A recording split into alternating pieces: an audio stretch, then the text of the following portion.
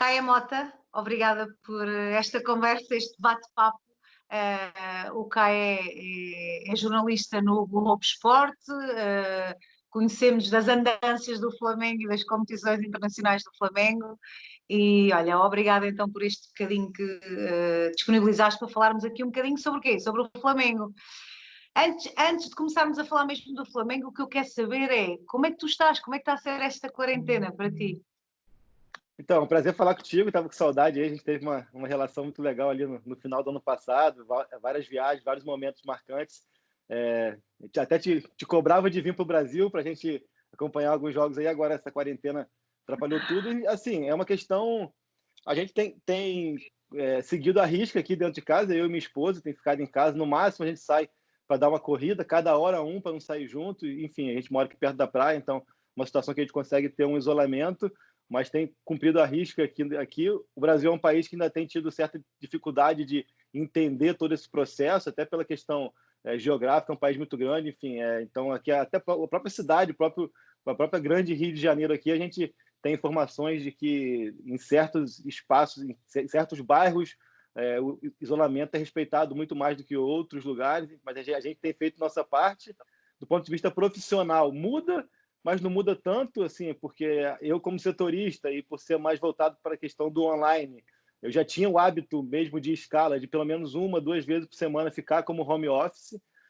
O Flamengo, a gente tem aqui uma frase que fala que o Flamengo é Flamengo, né? Então o Flamengo mesmo sem jogar e sem tudo isso, vira e mexe, tem o noticiário é aquecido, sempre tem uma notícia ou outra, mas a quantidade e a demanda diminui bastante, né? Então a gente tem cumprido aqui de home office, fica de olho, sempre tem uma noticiazinha ou outra, mas a demanda diminui bastante. Mas a gente está aqui fazendo nossa parte nessa questão que todo mundo, cada um tem que fazer a sua, né? Exatamente. Então, tu na tua casa, eu na minha casa para falar de futebol e desse Flamengo, mas estás com medo ou não estás com medo, Caio? Eu ainda estou bem tranquilo, eu vou te falar que eu estou bem tranquilo, assim, no sentido individual, entendeu? Então, acho que... mas a gente não pode pensar só nisso, então a gente tem que pensar no coletivo, nas pessoas que estão ao nosso redor e tudo mais. Por aqui em casa, sermos só eu e minha esposa, a gente está bem distante do grupo de risco, a gente faz atividade física todo dia, então, mesmo que inconscientemente, a gente consegue monitorar essa questão da falta de ar, dos primeiros sintomas. Com a atividade física, você consegue ter uma percepção maior se por acaso alguma coisa começar a se manifestar, mas a gente evita o contato com externo. Quando a gente pede comida em casa e tudo, a gente não tem nenhum contato com ninguém.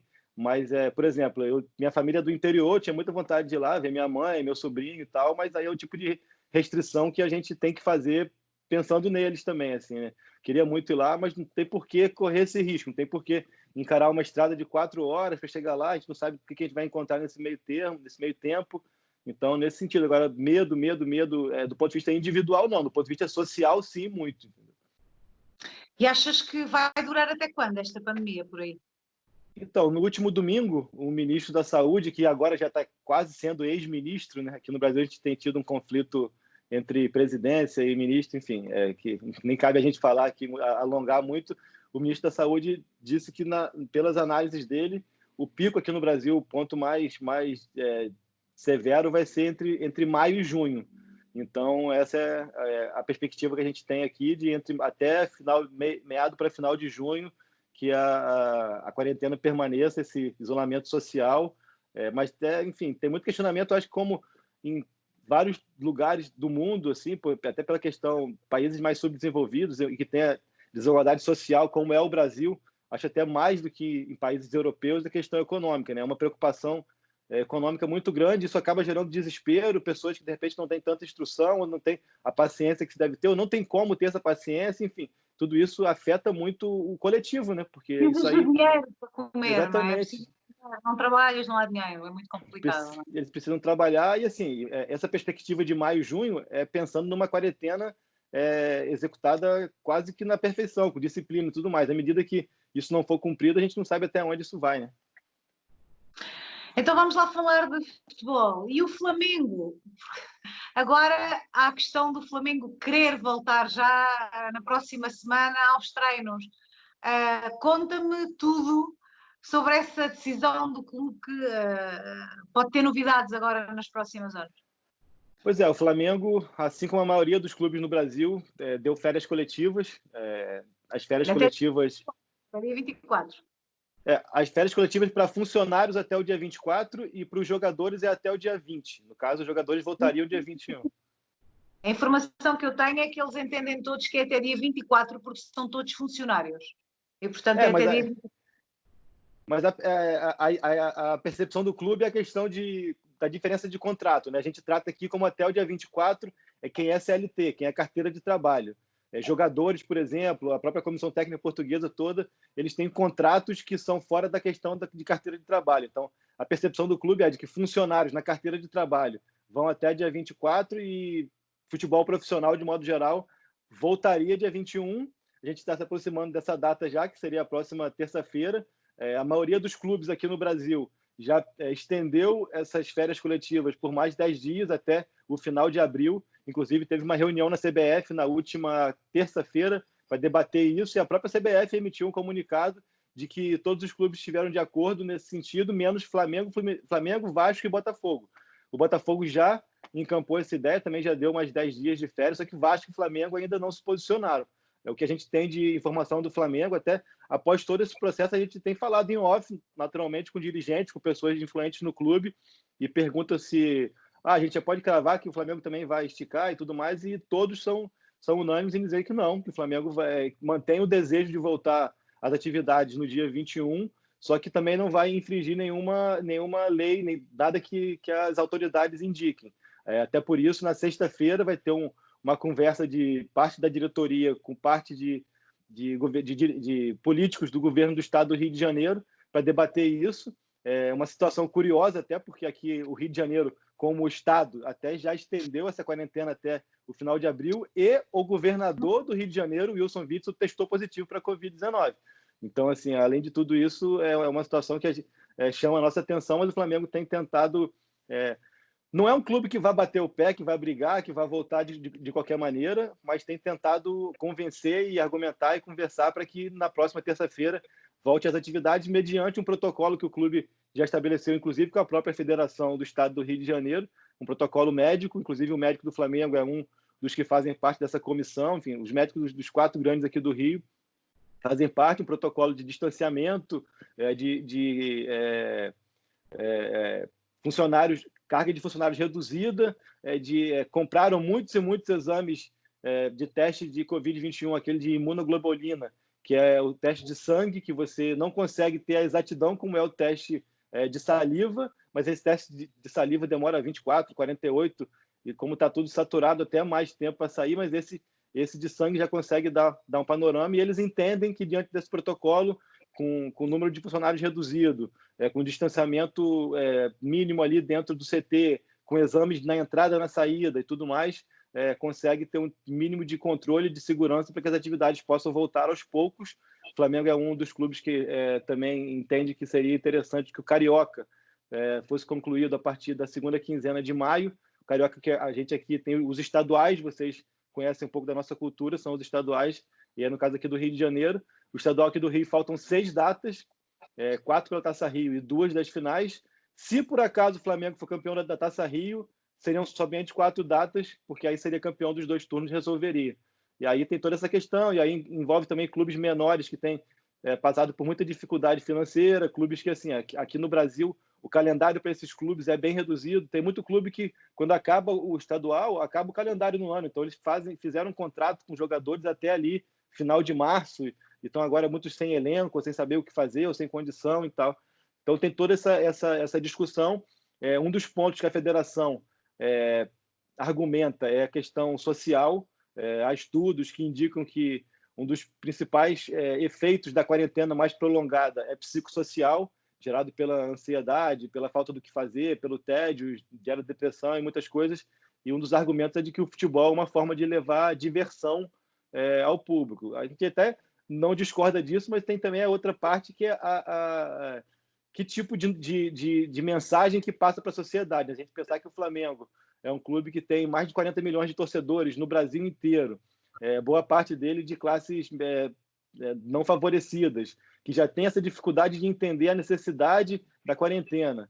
E a partir do momento que aquelas pessoas que são referências para ele, para eles, deixam de cumprir a quarentena, por mais que sejam questões profissionais e diante de um cenário seguro, que tipo de mensagem que é? Eu até ontem conversei com um amigo meu que falou assim: comunicação não é o que você fala, é o que o outro entende.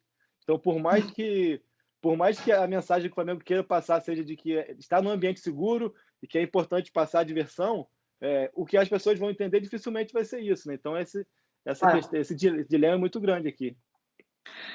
Vão ser horas de grande decisão essas aí no Brasil, até porque a informação que eu tenho é que a parte dos jogadores e até da comissão técnica, existe aqui algum entendimento que as férias serão até dia 24, precisamente porque são todos funcionários e, portanto, se é 21 ou se é 24, é pouco relevante. O certo é que se o Flamengo voltasse terça-feira aos treinos, seria o primeiro clube do Brasil a fazê-lo, certo? Numa altura ainda de plena pandemia, não é?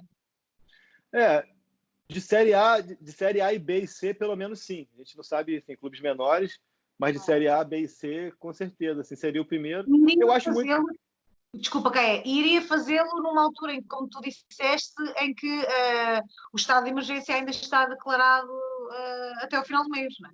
Portanto, iria Eu não, quebrar essa quarentena obrigatória, não é?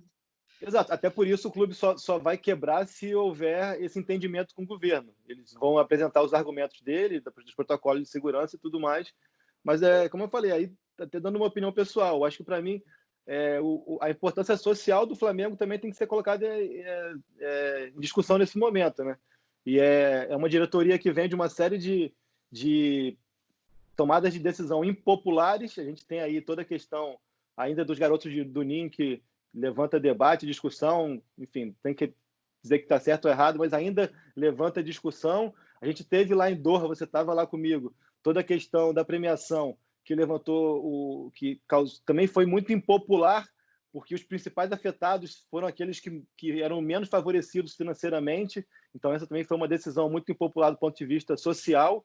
E aí, se você toma mais uma decisão que também seria impopular e sem pensar do ponto de vista social, enfim, que tipo de mensagem que você passa para a sociedade? Eu particularmente acho que vai acabar amanhã o Flamengo entendendo e estendendo, ou se não entender também não vai ter muita opção por conta do governo do Estado, mas só de haver esse debate eu acho que já é desnecessário. Acho que o Flamengo como clube já está se expondo sem precisar. A gente há de reforçar aqui que o Flamengo é um dos raros casos aqui no Brasil que ainda não foi impactado financeiramente por tudo isso. O Flamengo é um clube sanado de suas dívidas, é um clube com fluxo econômico muito bom, pagou o mês de março em sua integralidade, segue pagando os salários de maneira integral, tanto de funcionários quanto de elenco, comissão técnica e tudo mais.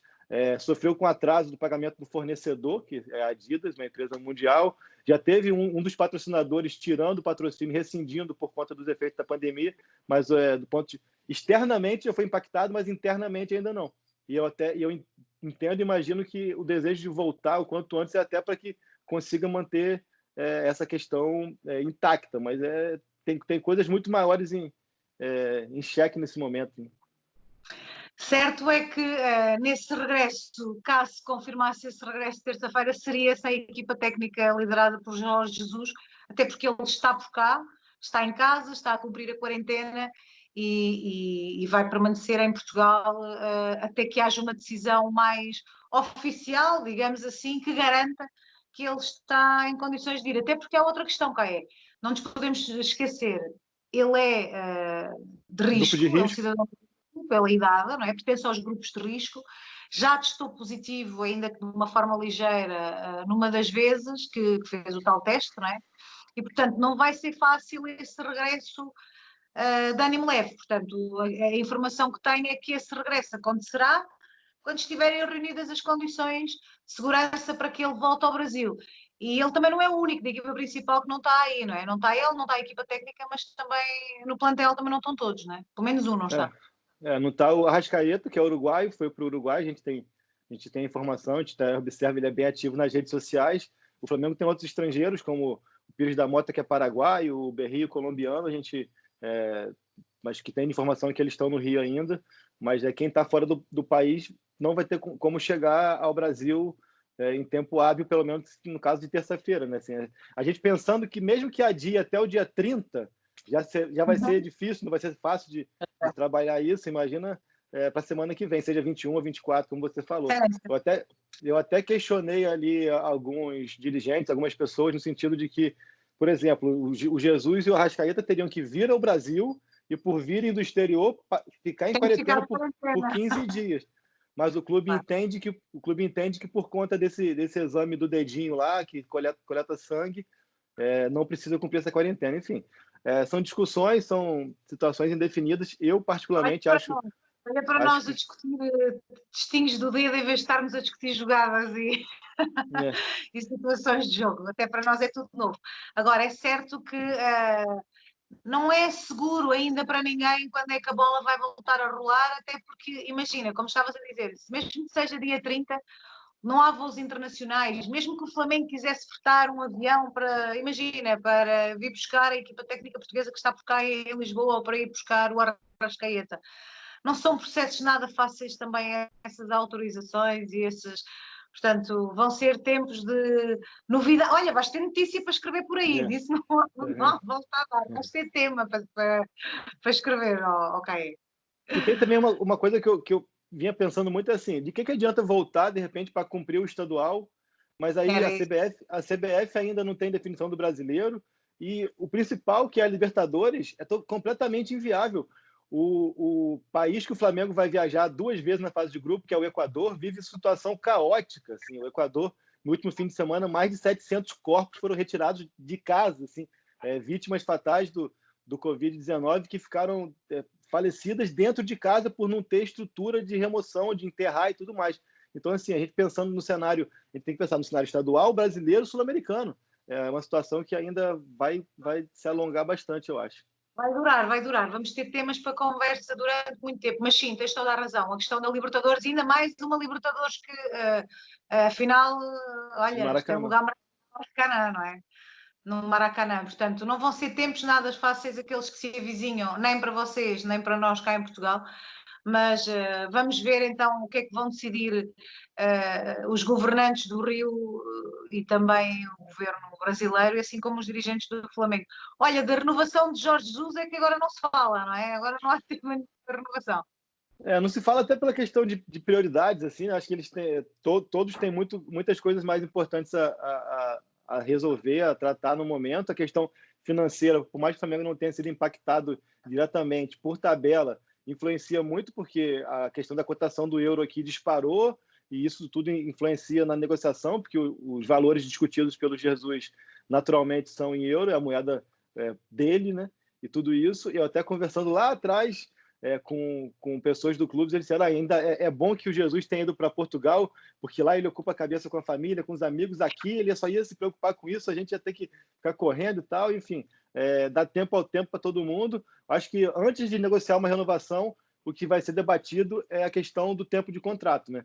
Até que ponto vai ser mantida aquela data ali de meados de junho, ou se essa paralisação vai gerar uma extensão automática ou algum acordo nesse sentido. Que imagina até aí no próprio futebol europeu é uma coisa que vai ser bem debatida, né? Quantos contratos se encerrariam ao término da temporada em 31 de maio e agora vão ter que ser estendidos pela questão da paralisação, né? Tudo isso vai ser colocado Vamos ter na ponta muito do tema lápis.